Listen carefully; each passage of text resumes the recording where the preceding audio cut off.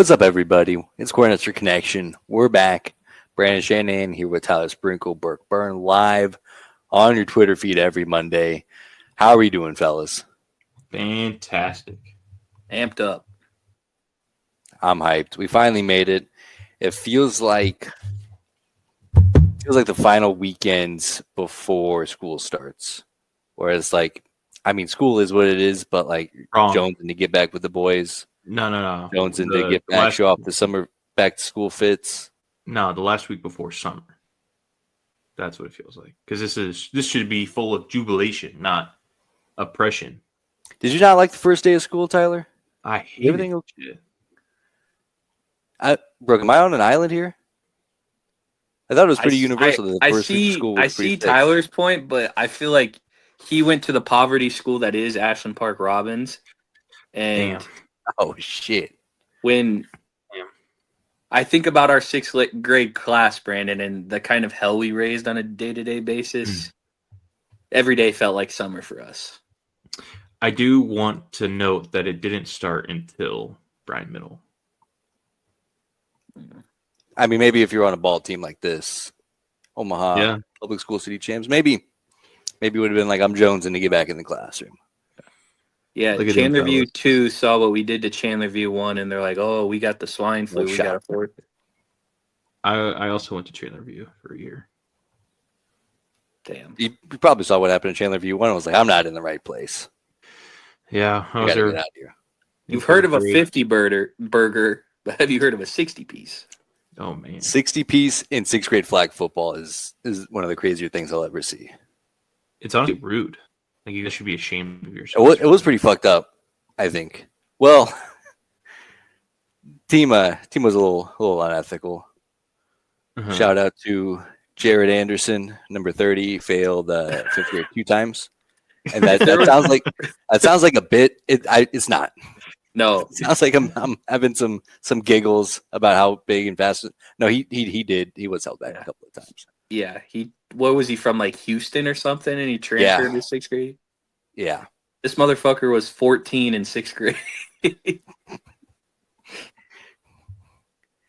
I mean, boy, if there was like a governing body like the NCAA watching over us, we probably would have gotten one of their coaches suspended in one game 3 years from now. That's how they treat champions, I guess. A little bit different rules that they play by. Central Park kind of held in there for a while, huh? Dude, that was a close one. That was as Northo as Northo gets back then, and they still couldn't hang with us. I don't even know what Central Park is.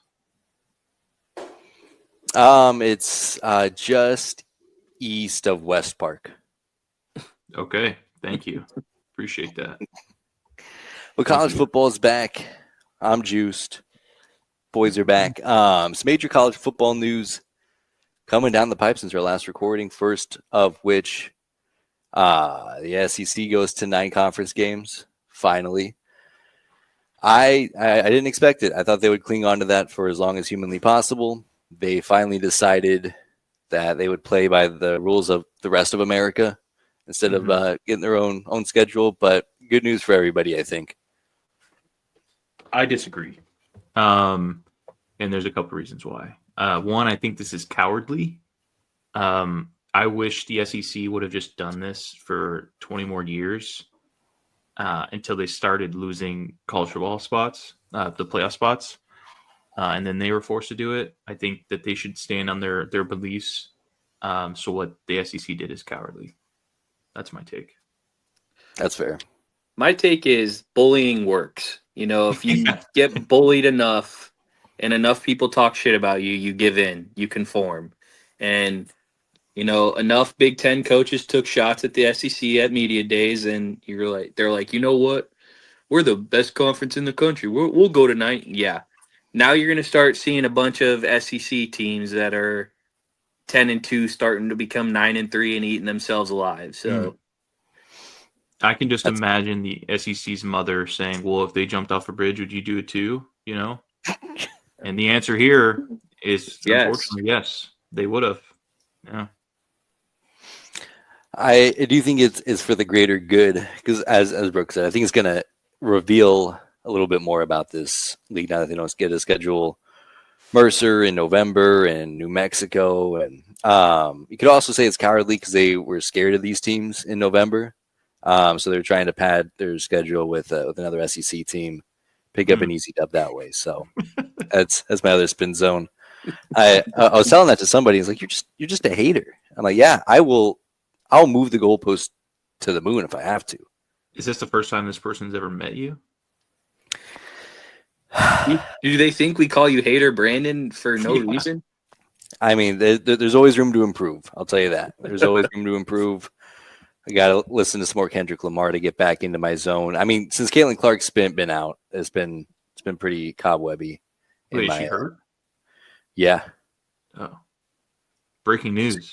How long great. has this been going on? Newsflash, buddy. While.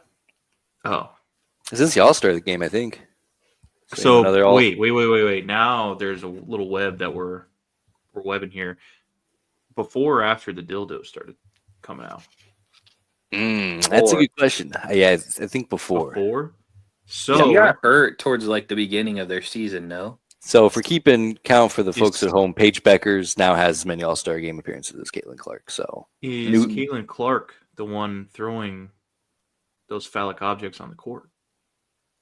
Her whereabouts are unknown. So people don't talk about the WNBA, they just talk about the dildos.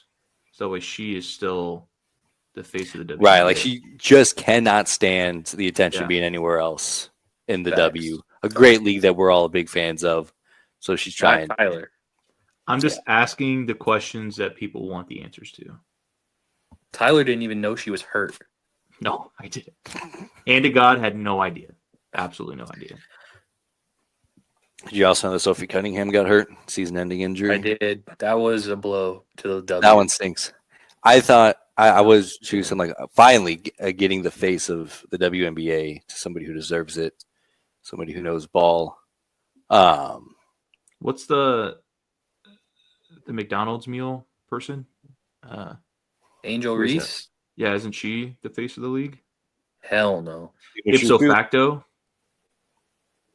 I mean, I do think that you have to win one NBA or one collegiate national championship to be in that category. I don't think you can be the face of any league shooting 38% on layups, but that's just my opinion. But I mean, nobody gets boards like Bird. I mean, Brooke, what you don't know is the best ability is availability. Fair. She is available. So, but I don't know if her being available is good for the W is the problem. Lots of rebounds. I'm joking. I don't want her to come for her or Shaquille O'Neal to come for me. Oh, Shaq getting in it? Yeah, dude. Shaq be having her back.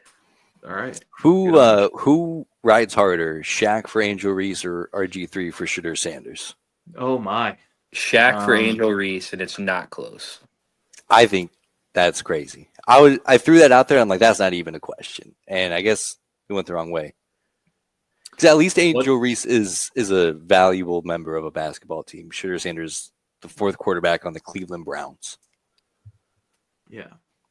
And that's enough WNBA talk for me. Oh, well, I'm not quite done. This is the WNBA show. Welcome to the WNBA show. Oh shit, I had a point. You cooked me. So did Angel Reese, but then she missed it. Boom. Something about Shedeur Sanders and Shedeur Sanders, RG3. Okay, yeah, Angel Reese haters, they do have a fair point about how good she actually is at basketball. That's a fair point. I don't have many bullet points to argue against that. But that's the extent of it. That's her basketball ability coming into question. At least nobody's throwing out conspiracy theories that she's being set up to fail by a multi-billion-dollar organization, a coach on the hot seat, a GM seat that's getting warmer and warmer. I would imagine that's where the petty business comes into play. I feel like in a way, like the NFL can be petty because no one person is bigger than the NFL. So if those reports are true that Shedeur Sanders just rubbed every GM the wrong way in those interviews, and he thought he was still like good enough to get picked in the first round despite that, It's just a bad look, man. And you go out there and he had a good game. What was it? The second or third preseason game, he spun it a little Yeah, he was bit, good. but it's just when you see people breaking down his film and he's taking 22-yard sacks and treating it like it's college, like just a bad look. I don't know. It's just I think people would put up with the headache that is Shooter Sanders and that comes with all the clout that comes with him and the attention if he was good. I think that's what it truly comes down to, because nobody's really gonna give a shit if you're a douchebag, if you're a franchise quarterback. I mean, Johnny Manziel got taken in the first round and he was probably doing blow in the green room in Music City. Like, it's so for a GM to look at the draft board and think, I think I'll take Tyler Shuck instead of Shooter Sanders. Yeah, that's crazy. And oh boy, off of your point, like Shador keeps saying like his dad went through the same thing too, but like his dad was the best cornerback in all of football for like a period of time. Mm-hmm. Like Shador is not close to that. I don't think, like, at least right now. Nope. I mean, he could be a serviceable NFL quarterback if like you're being totally honest. But I don't think there's a realm in which he gets to like the Mahomes or Allen or Lamar Jackson level anytime soon. Or Bo Nix. Yeah. Or Mac Jones. Yes, correct. All right. That's the only college football news going on. I'm out. Oh, 30. No more of that. Sorry. Week 0. I love week 0. There's some skepticism, especially with how ugly the Iowa State Kansas State game looked early on. But I think it's one of my favorite things in all of sports. Iowa State picks up the win. Some family bonding going on after the game. I presented this to my wife as exhibit number 1 on why we need more kids. So me and Cortland can duke it out after our daughter's. She finishes 3rd at the OPS City swim meet. You tell her either, you can fight your kids or you can fight her. That's right. I'm throwing hands with somebody in the parking lot after every Little League game. I'll tell you what. Little fumble. Can't hold on to the football. Little fucker. The game was shades of Iowa Purdue, which I enjoyed. Just real sloppy, just good old fashioned football. I do like how they're fighting near seemingly a pond of some sort in this parking lot. That's probably one of my favorite parts. Nothing. I think the worst part about this is that they're going home with wet socks. Not that they got in a fight. God. I just got to all the way back to your hotel. Oh my gosh. That's tough. What a tough scene. But I think it means football is officially back. I'll always defend week 0 because, and I say this as the fan of a team who fell in the same boat, I love that 3 of the last 4 years, there's been a fan base obliterately embarrassed to be the fan of their team afterwards. Mm-hmm. And I think that's a beautiful thing. I think that's what college football is all about. And I hope it never goes away. Some people hate it, but I think 5 or 6 games is like the perfect amount for week 0 because like you watch all of them. Like everybody watched every second of K-State, Iowa State. I was locked in on Kansas, Fresno for a while. Mm-hmm. And then Hawaii, Stanford was terrible football, but everybody watched it because it was the only thing on. Yeah. I was not able to watch the UNLV game, unfortunately. I couldn't find what channel it was on, so I didn't watch it. I don't think it was on a major television. I think it was like on Amazon Prime or something silly like that. Oh. I thought I saw it was on like Mountain West TV or some shit. Yeah, something like that. So, but they looked bad against a 5-7 FCS team. It's a good little warm up. This is training camp for us as well. So, planning out your day before, during, and after, just kind of gets the training wheels back on. Whatever you got to do to get horizontal by 11 a.m. Yeah. Oh man, that's the best. Any football related thoughts? I know you guys aren't as big into the Big 12 as I am, but any surprises from those two teams. I do have one surprise. Did you know Rocco Beck's dad was a first-round pick? I think they only brought it up like once on that broadcast, and I was just very surprised. Oh, wait, no. They brought it up about fucking 70 times during the game. I do have a thought on each team from Saturday. Let's do it. I think K-State is the more talented team, but I think Iowa State's just way more well-coached, and their play calling was way better. They did some things running and, like, throwing the ball that was just – it was kind of wild, and it looked like K-State wasn't really ready for it. And then that 4th and 3 call to slip the running back out in the flat like that. Putting a guy on that guy. I mean, come on. I mean, that guy, 47 for Kansas State, just had no shot of coming close to that running back. So we also hit the over for about 2 minutes. Shout out to the guy that put, what was it, 50 grand on the over. Oh my gosh. That would be a sickening way. That's an all-time bad beat. Yeah, this play alone, like. And it's interesting that you bring up the coaching, because I think you're right, but I certainly wouldn't have pegged that going in with a Chris Kleiman-led team. I figured they would have been more ready and a little bit more physical. That's what I was telling Tyler. I said Chris Kleiman, a guy who won a bunch of championships at the FCS level, just felt like he got outclassed by Matt Campbell there. But well, to be fair, he's fighting with one arm behind his back. Much like his quarterback, Avery Johnson. Can't throw the football. So that's tough. Oh, yeah. It wasn't even an over. It was an exact score bet.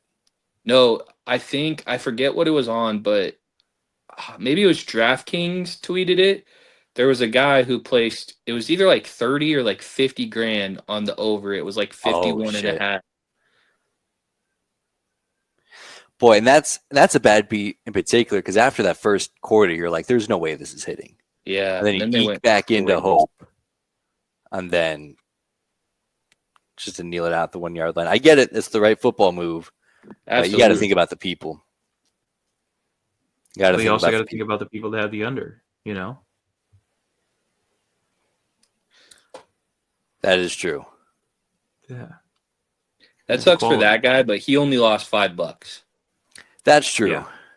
That is true. Someone losing upwards of 30 grand on inches like that, your forearm being down at the half yard line, that would be my 13th reason for sure. Bad beat. Luckily, we've never had to experience anything like that before. Mm-hmm. I don't want to. That's what they always say. Bet responsibly, man. Bet responsibly. Brooke, have you gotten your Jalen Daniels Heisman Trophy winner ticket yet? I'm all in on him. I'm all in. This is the sixth year in a row I'm all in on him. So hopefully it pays off. One of these years. Well, I mean, I guess if it's not this year, it could be next. Who knows? Yeah. And Brooke, we hit on these items a little bit. Any big shocks about the single-digit numbers, and how do you feel about the black Adidas unis? Love the black Adidas unis. The people who complain about them are just crybabies. It's something fun for the younger generations, and I feel like we are the black shirts, so we've kind of been building up to this for a while, but I'm excited for it. As far as the single-digit jerseys, there wasn't very many shocks outside of like Van Poppel. Who else am I forgetting? Bonner was a pretty big shock, I think.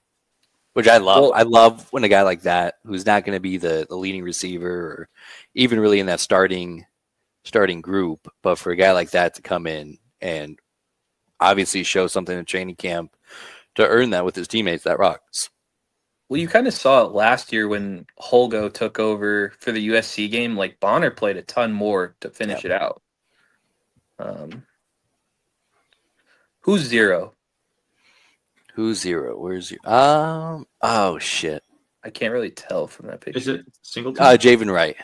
Javen Wright. Oh yeah, Singleton's 8, right? Yeah. Either 7 or 8. I get those. Singleton's 8. I think Hartzog's 7. That's Yeah. right. Then Dane Key That's right. 6, Buford 3. C2 is Barney. Mm-hmm. 1 is Sia Wright. Mm-hmm. Who's 9? Did we talk about that? Number 9. It's a new guy. Oh, I think it's Bonner, is it not? I think so.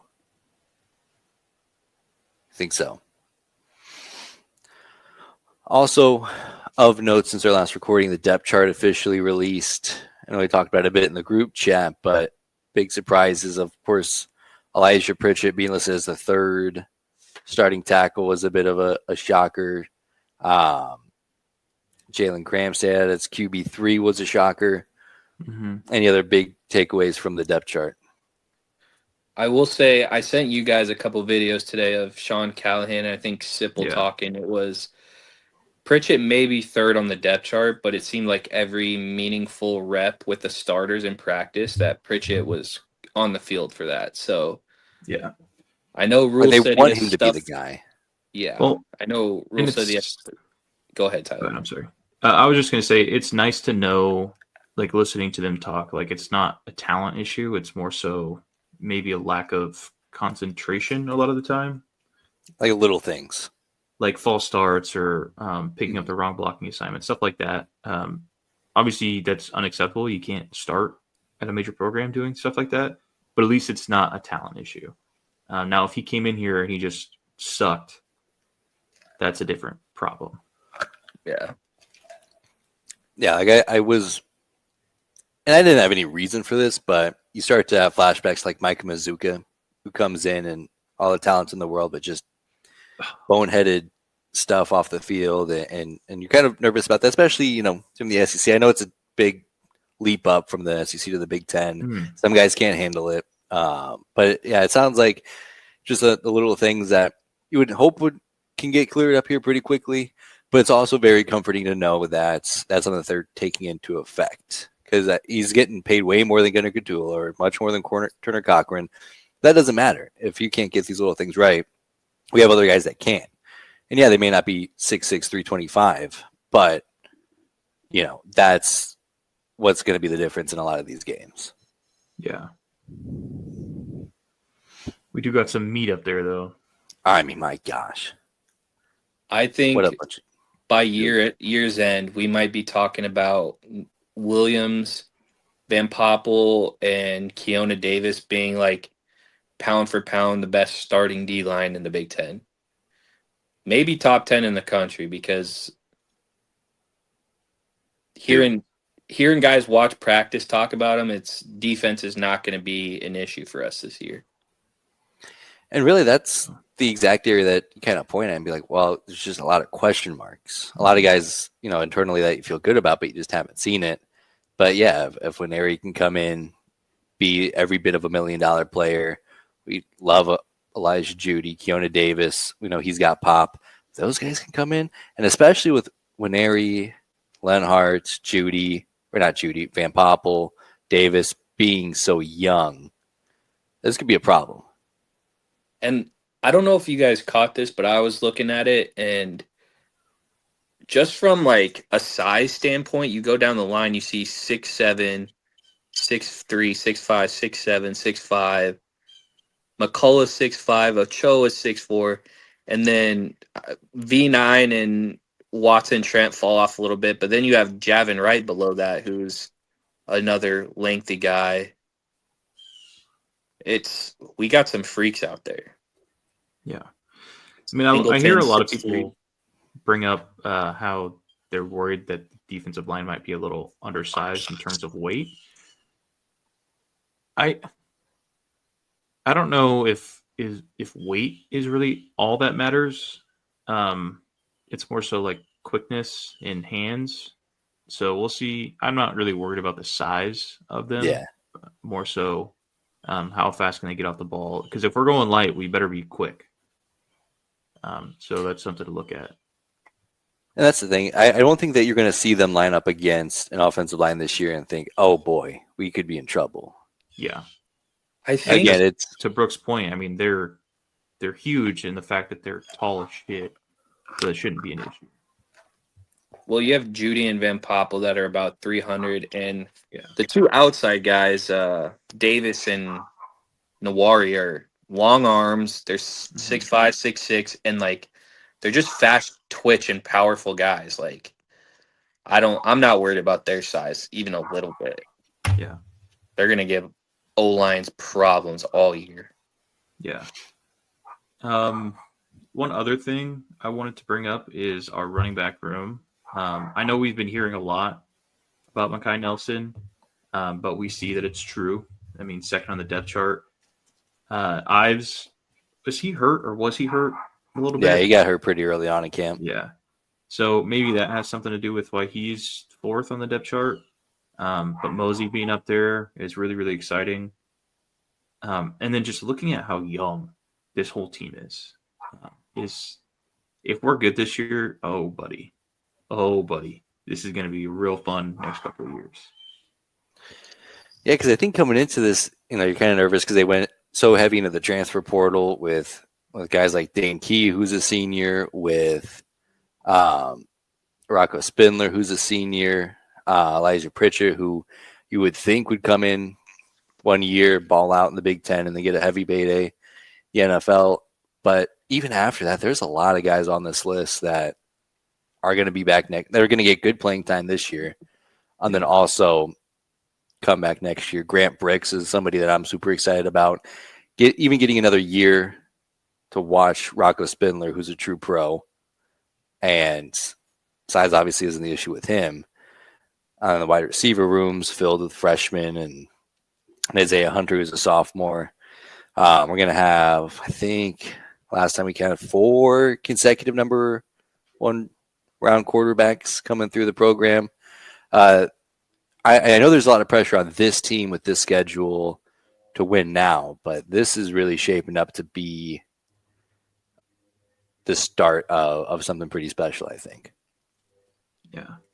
And when you look at our skill guys, the only guy we lose after this year is Dane Key. Everybody else has the opportunity to come back, even Emmett being a junior. So if we're good and get to the playoffs this year, like we all hope, it's going to be scary for next year. Yeah. And I think it's also worth mentioning that I think at least how it's designed is with the rev share and trying to kind of not necessarily phase out, but nerf NIL collectives. I think there's a good chance that roster retention moving forward is going to be a little bit easier. Yeah. So now you're keeping these guys back in and not losing them out just to, paydays or to follow a coach that's a duck in the water out in Tallahassee. Well, and now you don't have to justify what you're spending on them, right? Like you don't have to go to this booster program, say we need X amount of dollars for this 17-year-old. He graduated early. He wants to come on campus. He wants to play football for us. We need $2 million for this 17-year-old. Now it takes a lot of that off that and just goes right into revenue sharing. So you don't have to justify like, well, I mean, a lot of things can happen with a 17-year-old kid with $2 million. So I think that helps simplify things in that aspect. But I also think just being a good team helps with retention. I mean, there's no better way to keep players around and happy than winning. Yep. That's for sure. Boy, so happy that this is the last episode where we get to talk. We're not talking hypotheticals. We hope what happens. Mm-hmm. Actual football is getting played this year or this week. Cincinnati. Any initial thoughts on the Bearcats? Well, actually, I do want Brooke to talk about Rex a little bit. You were talking to me about him on Saturday. Any new information that you have about him?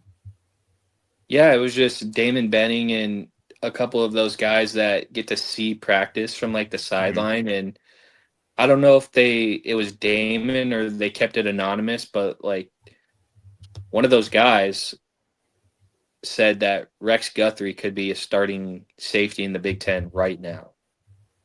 And so to have a redshirt freshman, I think our 2 deep on our defense is maybe just as impressive as our starters because you got Bauer, who earned a scholarship with his play, and Matt Rule is paying for him to go to school now. And just Caleb Benning, they said, looks really good. He might be another guy at the rover spot, or they have him at safety right now. But we just have a lot of young guys waiting for their opportunity. And so even if we do kind of like last year where we're subbing guys out a lot, I don't think there will be a drop off anywhere.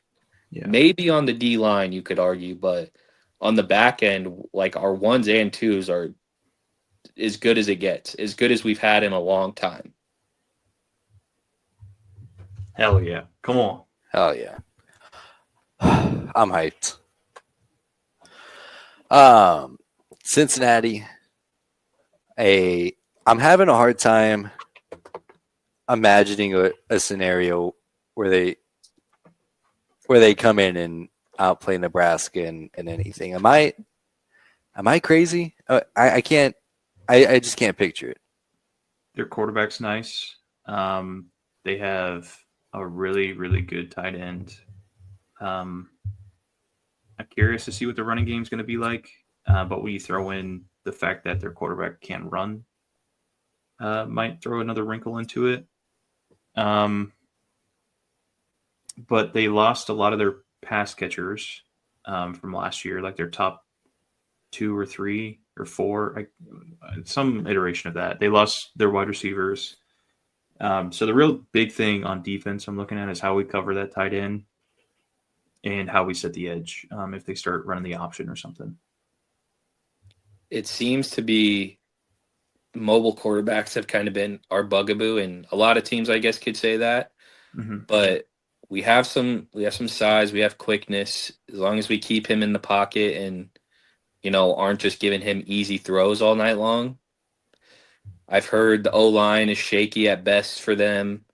Like Tyler said, they're breaking in new wide receivers everywhere, and their secondary, they said, is very vulnerable. And with Dylan in year 2 and the guys we got, we shouldn't be stopped on offense, in theory. Yeah. I just hope from the big jump I want to see out of Dylan this year is him being able to read man coverage better. And what a lot of that last year was our guys not being able to get open on those man coverage routes. So hopefully with the additions that we have, we should be able to tear up that defense without any issues. Fingers crossed. Yeah, I do think, this will be kind of the first of many eventual tests with the new look defensive line. I do also believe that we'll be more aggressive with some of our linebackers to kind of help with that, because the running game for Cincinnati should be really good. So that would be the first kind of big test for them. You're not going to get any Brendan Sorsby slander out of me. But I also was thinking about this. I think this year's Nebraska team, week 1, is going to be better than they were week 3 last year. And I think that Colorado team is much better than the Cincinnati team this year. So just doing some mental gymnastics, it feels like a tough matchup for Cincinnati down the stretch. This is so annoying because Brandon is going to be happy with whatever happens on Thursday. He's either going to be rooting on the Huskers or he's going to be banging his Big 12 drum. No shot. You're not going to get any Big 12 slander out of me, but like deep down, I'm like, there's no way this Nebraska team should get pushed around by a middling Big 12 I don't team. know about you guys, but this year is different for me in the fact that there's not really any worry or panic going into this. I feel good about it. It's been a while. There's some worry for me. Yeah, going Nothing into like the Colorado objective. game, I was like, oh boy, this could get ugly again. And, what if this happens or this happens? And we ended up going to work. But you're right. I'm not thinking like that this year. Other than It'll be essentially a home game for us. I think we're going to take care of business. I just hope we don't lose that tight end. Because if he starts getting out there, it could be a little bit of trouble for us. There's no world in which that tight end puts up like 200 yards on us. So Hey, I agree.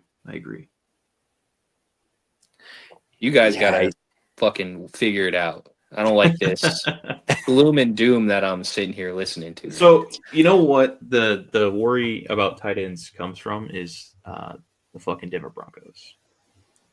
They just refuse to play good defense on tight ends. So that's what I'm used to seeing. But I gotta, there should be a disconnect here. Yeah. The Broncos and Nebraska. Right now they're combined. Well, hopefully, since we're in Arrowhead, you guys will get to see more winning football. All right. What? I gotta go. Sorry. Yeah. Oh boy, I thought I had something else about Cincinnati. I really don't. I'm very excited for the game because I do think that there's way more scenarios where Nebraska wins this game by 4 scores than Cincinnati wins it by a single point. How much do they have to win by for you guys to go into the Michigan game feeling absolutely wonderful? Anything over 20. Yeah, 20 would be good. And I think that's the other thing that I'm nervous about, because if you lose this game, We're not no matter how it happens, we're not like talking that feeling would just, it would discredit everything moving from here on out. Like, even like the good things, like it's hard to imagine a whole lot that would feel better than this would feel bad. Kind of like That's why we're losing not talking about it. Yeah, all right, we're not talking about it. Ooh-wee. I feel like the biggest question mark for us is the defense. So we're going to find out a lot of answers Thursday with Cincinnati, but we know what we're getting with the offense. We got more explosive wide receivers, got a better O-line, year 2 of Dylan. So even if we don't look great against Cincinnati, like, we're going to have a puncher's chance against Michigan. Being at home. I'm really happy that our first game is against somebody like Cincinnati and not somebody like some FCS school. And I'm not hating on people that's their first game. I need to see some real competition. And I don't mean to denigrate FCS teams, but we should go in there and blow out an FCS team every time we play them, right? Yeah, like, we're going to learn a lot more in this Yeah, Cincinnati game than we are against Houston Christian. Exactly. Shout out HCU. Home Absolutely. of some type of canine. Home of the Huskies. Home of friend of the program, Christian Dumont. Shout out Dumont. Oh, God. Baseball legend down at HCU. Baseball legend. Well, we got some games to play, fellas. First, now that the season's starting, we got the Husker schedule coming up here. Same kind. Oh boy, you guys don't need to know that I'm out of storage. I don't know how many emails I have to delete. You guys don't know how happy I am to see this fucking board. Dude, I thought I'm like, maybe I should change it to make it look pretty. Shit. No, this is I fun forgot. shit. I forgot. I won last year. Well, record-wise, I mean. You did pick the most games correctly. Would like to point out, I know Brant didn't get started with us, so he was a little bit behind the 8 ball, but he's 2 games over 500. Mm-hmm. We're much further ahead than that. Yeah. So if you're just going by percentages, friend of the program, Brett Sprinkle, thoughts and prayers, of course, to him and his state. Seems like there's always something going on with him physically. Oh, sorry, guys. I can't record. I have to go to the eye doctor. My eye won't open. Yeah. So, shout out, Brent. We love him. So, as always, I guess not as always, but confidence level 1 through 12. We'll start with Nebraska, Cincinnati. How are we feeling about Cincinnati? I guess I'll start. Obviously, I'm picking Nebraska. Yeah. And I feel good about I'll give them an 8 confidence-wise. Put 8 points on the line. Okay. I'm going to go the exact same thing for the exact same reasons. Setting the tone. And I'm going to go Nebraska 10 here. Hell yeah. Sheesh. And then some fun ones. Nebraska 10, 11, 12, if you just want to throw that in there right now. 10, 11, 12. Heck yeah. I don't hate that. My next two are 11 and 12. We don't really need to talk about those much. If we lose either of these games, the season's over anyways. We could see shades of Scott Frost getting fired after Georgia Southern type shit. That'd be tough. I mean, just look at all those home games in a row. Like, that's just a lot of home games. I mean, really, if you think about it, it's not like Thursday is going to be a road game. Yeah, we have 5 home games in a row. The Chiefs box office people said 90-10 split in favor of Nebraska. That's nuts. I believe it. I don't know how far it is, a drive it is from Cincinnati, but I imagine we're a good amount closer. I would think so as well. Yeah, because I think Cincinnati from Omaha is 10 to 12 hours. Mm-hmm. So they're probably like 6 to 8 to KC. Yeah. Yeah, I guess KC's a little bit more south. Yeah, maybe. But I mean, I guess they just don't care as much. Doesn't mean Just- it's Doesn't mean as much. We're happy that Cincinnati's getting their payday. I don't exactly have the Fox money fill in their pockets like prestigious universities like Maryland and Minnesota. I am really surprised that they decided to give this game up, to have it at Arrowhead, because I think Nebraska fans would have traveled there anyways. And I don't know what the deal looks like in terms of money and stuff. I'm sure that they're getting more money for doing it at Arrowhead. But just the advantage that they could have over Nebraska, if any, at home as opposed to an away home game, if that makes sense. Yeah, I do think, I mean, it was obviously a significant upgrade. I think it went from like a $2 million deal to $4 million Oh, wow. to move it from Indianapolis for Cincinnati. Because, I mean, if you're, the Chiefs box office people, you know that this game's not going to have any empty seats. Yeah. no. Where can I put you down for 11 for Akron? Yes, please. Also, Superstitious Shanahan here. This does feel like the opportunity to avenge and to get the football gods back on our side after they punished us so heavily for that last Akron game. Mm-hmm. That's really only set the tone for what the next 5 years was going to be. So hopefully we get that bugaboo off our back. But then that brings us to Michigan. Week 4, Bryce Underwood is expected to be the starter for Michigan for his Big Ten game. He was named starter. Mm-hmm. No Sharon Moore for Michigan. 2:30 kickoff from Lincoln. How are we feeling? I'm going to go Nebraska. And I'm going to go 4 here. I am very confident in us having a chance in this game. But with seeing how like the bad bounces go are against us every single time, that's why I have a little more pause in this game than I maybe normally would. But my tune could change very quickly after these first 3 games. But right now I'm at a 4. I'm going to go Nebraska 3. I think same reasons as Tyler. I think we do get this one done.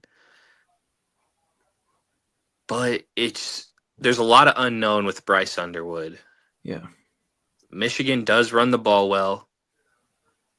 They do have a very good defense. I think we match up with them well. But if the difference maker is going to be Underwood, if he looks like a veteran by this point and, can pick us apart with his arm, it could be a tough loss for us. But if not, I could see us, putting it on them too if Underwood isn't ready for this road environment. So this one is a literal toss-up for me, but give me the good guys for 3. I'll take Nebraska, and I'm playing the game here. I'll just give them a 1, but I do feel confident about them. Fucking coward. All right, dude. All right, you know what? All right, I'll go. Talk me into it. Dude, bullying works because I Bullying also doesn't. think with Bryce Underwood there is a lot of unknown today, but they're also playing Oklahoma week 2 or 3, and I feel like that will expose a lot of what he can do because they're not going to hold back in playing Oklahoma at all. That's going to be way more of an important game in their eyes. So they're going to really reveal their hand in a way that I think will give John Butler an opportunity to feast. And moving on to Michigan State. Oh no. Sorry. 3. Nebraska 3. Okay. In trouble in the middle of the show. 9. Fuck. I don't know. I don't know, dude. I'm in a blender. Mm-hmm. We're Should at be home. 9. Yeah. Michigan State, right? Yep. Give me Nebraska 10 on this one.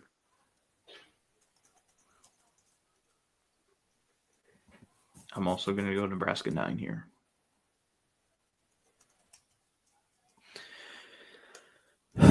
Maryland. Also worth mentioning, Nebraska hasn't won back-to-back road games since 2006. Just want to throw that out there. This would be an opportunity for them. This is in the short week. Minnesota is, but they do have to make that trip out east. Any worries there? No. Not in this one. One, because, I mean, yes, the first game is technically an away game, but it's not. So maybe you could talk me into that superstition against Minnesota, but not here. So I'm going to go Nebraska and give me, let's see here, the board. Give me an 8 here, please. Nebraska Nebraska 9. 10. Whoops, not you. Yeah, Nebraska 10. Should be no reason to worry about this game. Again, that superstition would leak over to Minnesota. Friday night game, short week, back-to-back road trips. But boy, again, it's just as I mentioned with Cincinnati, I just have a hard time picturing this Nebraska team being so dysfunctional that they give way to the talent gap. And even looking back to the last time we played them in that first primetime game with Jeff Shimsh, it still needed a late second comeback. Unbelievable throw from, I think, Ethan Kaliak-Manis. I think that he was their quarterback at the time. Just to barely beat what ended up being a 5-7 Nebraska team. Nebraska, what else do I have? 7. Nebraska 7. Okay. So this is the first game on the schedule to me that gives me a little more to think about. Just because I know the kind of team that Minnesota is and how PJ Fleck always has those guys ready to roll, especially against Nebraska. But I will go Nebraska here and give me a 5.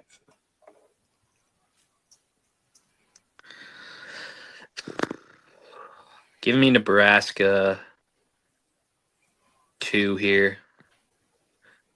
Like you said, we should take care of business here. We are the more talented roster, but back-to-back road games. There's something tough about PJ Fleck that has burned us in the past. Mm-hmm. But if we are the team that we say we're going to be, this is a must-win for us. Yeah. Yeah, this does feel like a trap game, though. Yeah. It does. If you are going to break that streak of losing or not being able to win back-to-back road games, this does feel like a favorable draw in that realm. But these are the games that you got to win and win handily if you're going to be the Nebraska that you want to be.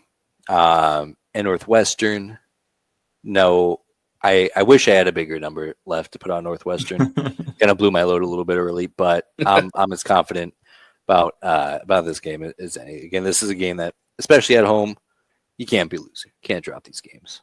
Yeah. Nebraska, I think the biggest one I have left is 7, right? Yeah. Yeah, I'm going to go there. And I'm going to go Nebraska 7 as well.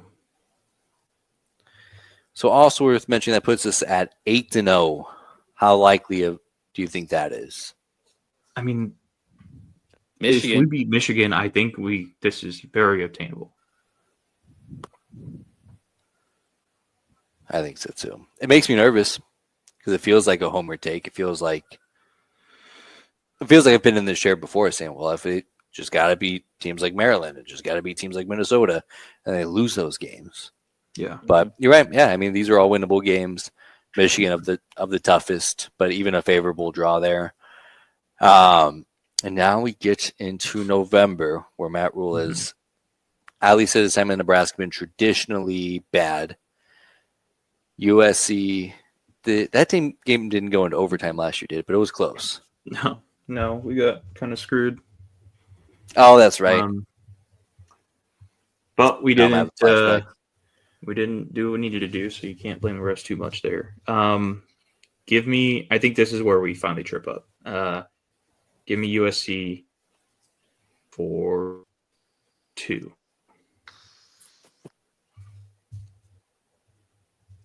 In my mind, I think Michigan is just as good, or at least on the same plane as USC. We get this one at home. We're gonna, if we start 8-0, we're gonna be getting some national love. I don't see a world in which we're not ready for this game with everything ahead of us. I think, give me Nebraska 2 here. I'm going, 9-0 now? Mm-hmm. What was the number you want to put on it? Do I have 2 left? No. 3? Nope. Nope. You got 1, 4. 4, 5, 6. Oh, I've put myself in a bad spot. 4. I like this matchup for Nebraska. It's going to be in November. Lincoln Riley's teams have never been all that physical, where I think Nebraska's going to be able to control that tempo a little bit better. But again, going 9-0 feels crazy. Because also, spoiler, I don't feel like they're going to drop UCLA. So I don't either. I'll go Nebraska 2. God, this feels like such a homer. Where's that? This is a disaster in the making. I had to break it up for us. I appreciate that. Confident. Yeah. Gosh. I took the one for the team there. But what if we're right? Just what That'd be sick. I would be more than happy to have egg all over my face. See, does UCLA have a Nico worry you at all? Yes and no. I think Nico is talented enough to beat us, but man, it's just, see, if there was ever a game on a schedule that screamed trap spot to me, it would be this one, because big game against USC at home. Next week you go to Penn State. You're on the road in kind of a dull place like UCLA.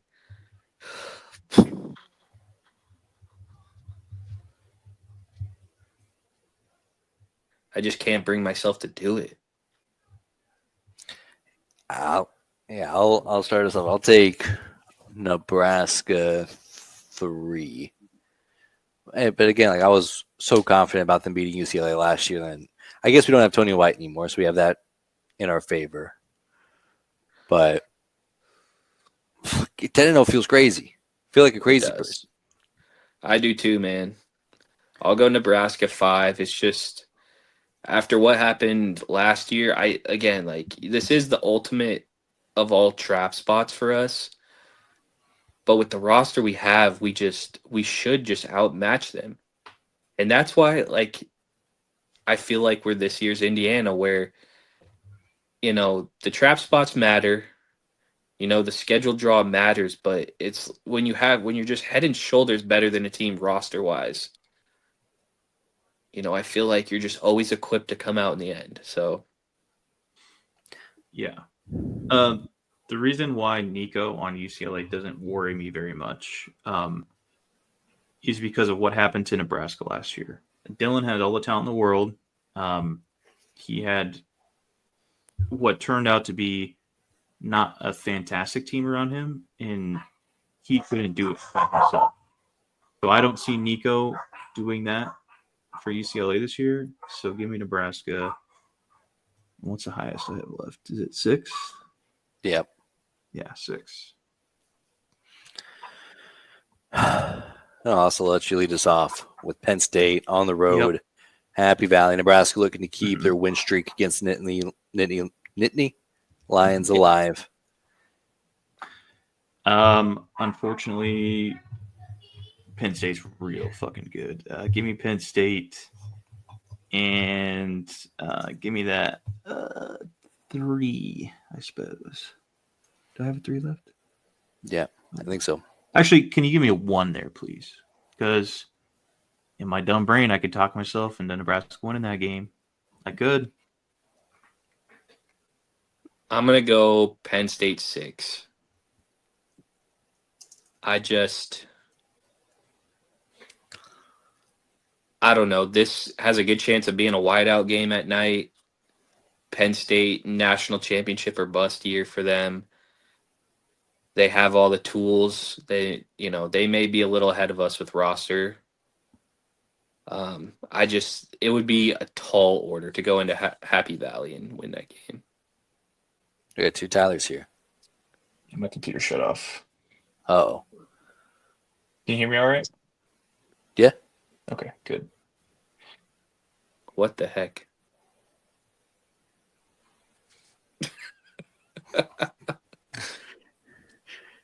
Look at that ugly mug. What? I'm joking. Okay, gone. He's finally gone. All right, where was we? Now I'm back in a blender. What a disaster. See what you did. This is what I try to do. There we go. We're back. Funny guy over there trying to be funny. I'll take Penn State. I got a 1 in. A 4 left. Give me Penn State 1. Give me Penn State 1. And now I'm excited because I think now we can start the era where Iowa's not the big one. I don't know if it was Sam McWayne or maybe it was Michael Severe who was talking about this game, just in the sense of it's time. It's time to stop playing with Iowa in the same way that Nebraska took it to Penn State, ran them out of the building Wisconsin last year. It's time. It's time to stop playing at the same level of Iowa. I think this is the time. Fucking 11-1 sounds crazy, but again, that Michigan game is Michigan and Penn State. That's about it. I'm not worried about Iowa, and I think it's never been about talent with Iowa. It's been about Nebraska doing their headstand, shit their pants, up their shirt kind of play style, and I just have to think that year 3 of Matt Rule, that's not going to happen against Iowa. And now a team who's lost to Iowa 10-13 back-to-back years. This one feels personal, and I'm excited that we're going to start to enter the era where it's not a big deal, where Iowa's just the game that they play on Friday. So Nebraska and then the highest number available, which happens to be 4. I came into this thinking that I was going to put Iowa at 1 just because we have a gauntlet to end the year. But I just can't do it. Nebraska 1. The losing to Iowa stops. The buck stops here. I don't know how I have 1 more point than you, Brandon, but yeah, I'm going through that. I don't know how that works, but we're getting there. What the hell are you doing? Oh, I got 2 4s. I don't have a 5. Yep. Okay. That's what I'm seeing. Trim your nose hairs, dude.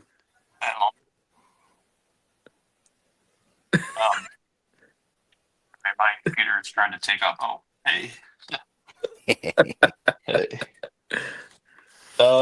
Give me Nebraska. Fuck Iowa. I'm so tired of Iowa. Whatever I have left. Which is 3. Dang. Bang, bang, bang, bang. So Tyler's the most reasonable one here at 10-2. I don't feel good about this, but Neither do I but don't feel confident that any of these other teams are going to beat us. I'm going to be wrong at some point, but again, we'll cross the bridge when we get there. No, we won't. Oh, man. Maybe we won't. Maybe we won't. But yeah, hope they get Nebraska now, because if they do go 10-2, 11-1, that's not going to stop. All right, I think my computer just died, by the way. like forever. Yeah, oh no. but that's all right. Good thing I have like 7 laptops for some reason. Nebraska's not the only game playing this week. I know we like to think of it like that. Not quite. We actually have a lot of good games for week 1. Starting on Friday night, Georgia Tech and Colorado. First game without Shadur Sanders. I'll get it started here. I really like Georgia Tech this year. I think they have a favorable schedule. I think they have I don't think they get Clemson, but I think that's about it. They get Clemson and Georgia. I think they could be a dark horse playoff team, but that does start with them beating up Colorado pretty bad.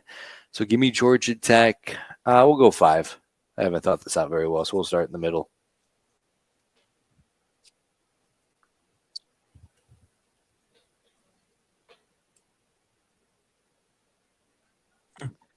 I'm gonna go Georgia Tech for sure as far as confidence points.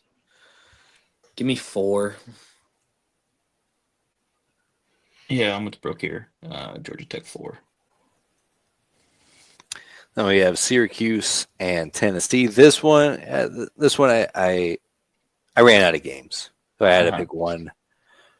Or I had to pick a couple that are like this: Syracuse and Tennessee. I like what Syracuse has going on, but I think I like Josh Heupel a little bit more. Give me Tennessee 9. Nope, 8. I'm gonna go Tennessee 9. Yeah. With Brooke, Tennessee 9. Make Tyler go first, dude. Get him This is a off good my- one. He's got the supreme ball knowledge. Northwestern Tulane. I thought this was an interesting one, bottom of the barrel in the Big Ten compared to top class of Group of 5 in New Orleans. Tyler, what are you thinking? Give me what did you say, Brooke? I think Northwestern gets this one done. Yeah, Tulane. Shit. Tulane. And give me. You say 7? Can you hear me? Can you hear me? I can hear you now. Give me a. All right, dude. I don't know. I can't see the rest of the board, so I can't plan out my picks. I'll run them through real quick for you. Okay. Northwestern Tulane, Texas Christian, North Carolina, Notre Dame, Miami of Florida, Virginia Tech, South Carolina, LSU, Clemson, Alabama, Florida State, Texas, Ohio State, Nebraska, Cincinnati. Oh boy. Okay, give me Tulane 8. I'll go Tulane 6 here. 8. You said 8? Yeah. 6. 6. You look like a real goober right now. God. I wish I could take Northwestern here. Give me Tulane. Not as confident. I'll take them at a 4. God, I hated that. We got the Bill Belichick Bowl. Oh boy. Oh, we're trying to send it. There we go. Is it in Chapel Hill or are they doing a neutral? No, I think it's in Chapel Hill. Is it? I thought it was neutral. Maybe not. I love TCU this year. I love Josh Hoover. Give me TCU Thank you. 3. TCU 3. I don't love them that much, I guess. I'm gonna go TCU 2. Go Frogs. And I'm going to go North Carolina, too. Finally. What the heck? Notre Dame and Miami of Florida. Carson Beck. Notre Dame. I don't care. Notre Dame. Yeah, all right. 11. Notre Dame 8 for me as well.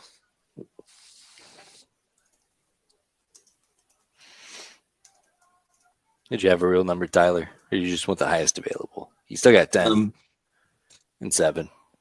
10. God. What? Get your I'll take, ugly face off the screen. It's like your phone is inside your mouth right now. I'll take Miami 1. I'll try to Fucking eat some coward. points here. All right, Miami Well, bitches, 9. man. Okay, you know what? There No, I'm goes. not. I'm not getting bullied this time. I just don't know what talent Notre Dame has brought back or acquired. In the same way that I don't think they've been as aggressive as Miami. This feels like if there was ever a coming out party for Miami and Florida, it would be here. But we'll see. Virginia Tech and South Carolina. Give me the Gamecocks at a 6. Do I have 7 or 6? You have 7. You use 6 on Tulane. I'll do, South Carolina 7. Is that my highest available as well? Yeah. 7's the highest left.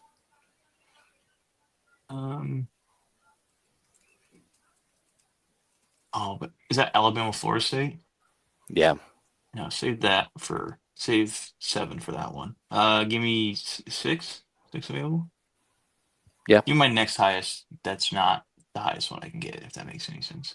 That would be 6. LSU and Clemson. Strictly because it's at Clemson, give me Clemson. God, What? I've been telling myself all offseason that it's Clemson here by like a route, but like the closer we get, I'm like, Brian Kelly's got to win one of these week 1 games eventually, right? You would He's think going to go right. his whole LSU tenure without winning in week 1. Well, I think if you were going to, it would have been against Texas A&M. I don't think he gets it here, please. Give me. Do I have 5? Yeah, you got 5. Go and throw a 5 on there for me. Fuck. Give me LSU 1. I hate that. Oh. I hate that I did that. Take LSU. Because, like, in my mind, I'm like, oh, well, I like LSU because of Garrett Nussmeier. Well, I mean, Cade Klubnik is every bit of Garrett Nussmeier, if not more. But in my stupid brain, I think Clemson can more afford to lose this game, where it's like LSU, like if they have any aspirations of being in the playoff, has to win this game. That's true. I do remember last year I had a streak where I bet against things that historically have never happened. I bet that Oklahoma State would win a single conference game, and then I bet something else along those lines. I bet Wisconsin against Minnesota, because I'm like, Wisconsin's not going to miss a bowl game. They haven't missed a bowl game my entire lifetime. And both of those things were wrong. So my gut says to bet LSU because eventually Brian Kelly's going to win one of these games. But I'm going to fade that part of my brain because it didn't work out too well. So give me Clemson 2. Yeah. 4. Yeah. Yeah, there we go. All right. Alabama, Florida State. Bama 10. Yeah. Bama. Do I still have 7? I do have 7. Yeah. Yep. Yeah. Could I potentially switch the Notre Dame 10? Put Nope. Alabama 10 here, and then put whatever my next highest would be at the 10 spot, please. Thank you. It's very not how much. this game works, dude. Figure it out. Technical difficulties. Unfortunately, life isn't perfect. Just I'm my doing with what I condolences got. for your laptop. Thank you. It's an old one. I've had it a long time. She's been a trooper for me. Texas, Yeah, Ohio yeah. State. This one. Texas gets to play Ohio State for the second consecutive time, which I think is kind of funny. Give me Texas 1. Give me Texas, whatever the lowest I have left is. You also have 3. Yeah. That sounds right. Yeah, let's see here. I still have 2. Yeah, give me Texas. Give me 2. And this one was easy for me. Nebraska 10. Yeah, Nebraska Oh, for yeah. whatever I got. Nebraska, whatever I have. 5. I botched it again. Yeah, you're missing some points there, Brandon. Yeah. Just thought I'd start off on just giving up some points for you guys. Mm-hmm. Thanks. But I don't want to Appreciate it. pull away too early. Thank you. What else do you have? 1, 2, 3. Okay, so 55 is the number I'm looking for. I got 2 4s. How could you? I didn't put in 9? Oh, I know what I was going to do for 9. Nope, I don't want to put that.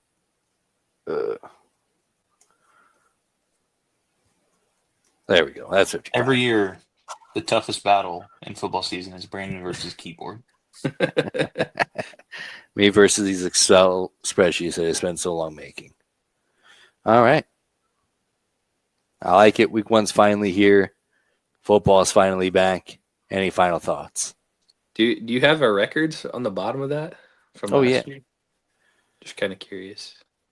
They're the same as the other sheet. I couldn't find the spreadsheet where we're doing Nebraska predictions. Got you. And I'm probably better off mentally to not look at what I had Nebraska going last year.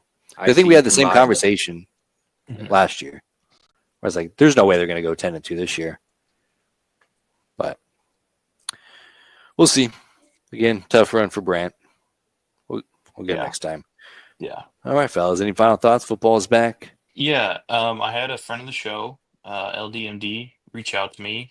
Just some topics about the Huskers that he kind of wanted our thoughts on. One being Hunter or Key. Who do you think leads the team in yards and touchdowns next year? Key. Okay. I think it'd be cool if it was Hunter. I'm going to say Hunter. I think they're going to use him in the slot more, and I think that will just allow him to get open a little easier. I think for that same reason, you could tell me that Barney ends up with the most touchdowns. Yeah. But I definitely think the plan is to go. Yeah, I think if anybody ends up in the slot more, it's going to be Barney. But okay. Good point. Forgot about Barney. But so I think Hunter leads there. And then he wants to know our thoughts about Lindenmeyer next year. Like, what are we thinking for Lindenmeyer? Are we thinking big numbies for him? Are we thinking just kind of a so-so season? I'm nervous. I think Lindenmeyer's our lead blocker. I think he will run routes and catch some passes, but as far as like tight ends getting the ball in their hands, I feel like it's going to be pretty evenly distributed amongst that group. Okay. I think you'll see Nelson, Harburg, Lindenmeyer a lot, splitting it up. Yeah. I do think we're going to have the best year for tight ends that we've seen in a long time. Yeah. How often do you think there's 2, maybe even all 3 of them on the field at the same time? You had to guess like a percentage. Less than 30. I don't know. Okay. Yeah, just with that, as much as you love the wide receivers, I do worry because I know this year after a fantasy football draft, I picked up Thomas Fidone, and that drew up a lot of drama within the chat. So I'm worried about what's going to happen next year when Lindenmeyer and Heinrich Harburg are both available in the talent pool. Wonder if we're going to see any big meltdowns there as well. So I'm nervous, but hopefully whoever commissioner is next year is, and if it's me again for a 3rd consecutive year, I'll I'll plan a little bit better so we Okay. don't have any more drama. Gotcha. Two last things here. One is Mozzie. What do we think that he's going to look like this year? Think he gets a good amount of snaps? Do you think he's like a gadget guy? I think if all is right, Mosey doesn't get on the field a ton. Mhm. Maybe in just some mop-up duty. I think he's a good candidate to redshirt him moving to running back. I think in a perfect world, that's what it would be. But I think that world also involves Quentin Ives being a dude. Because at RB3, you're gonna get some snaps, and if he stays RB3 all year, he's not gonna be able to redshirt. I don't think it'll be anything flashy. It'd be cool if it was. If you had just a little bit of flashes, maybe a kick return here or there. I wouldn't expect anything crazy because, in a perfect world, he wouldn't be on the field. But also running backs, especially health-wise, the last few years have been a little touchy. I guess last year was fine, but always nice to have a good RB3. Yes. Okay. And then last thing, one big prediction, whether that's Dylan throwing for X amount of yards or say Wright having some picks. What do you think here, stats-wise?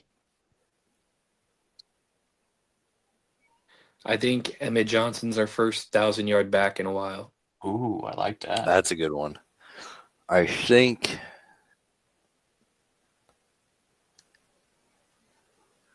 I don't know how to phrase this. Dylan is going. If we're going bold takes, I'll go Dylan to lead the Big Ten in passing. Okay. And my bold take is, our bold prediction is we have 2,000-yard receivers this year. I was on the fence on that one too. I think if Dylan goes crazy, someone's got to get all those yards. So yeah, I'm thinking that's a good one. 3,500 passing yards for him this year. Okay. Beautiful. Shout out all the MD. Shout out all the MD. I'm not going to dox him this time. I feel like I have a bad history of doing that. Yeah. So LDMD. I like this segment.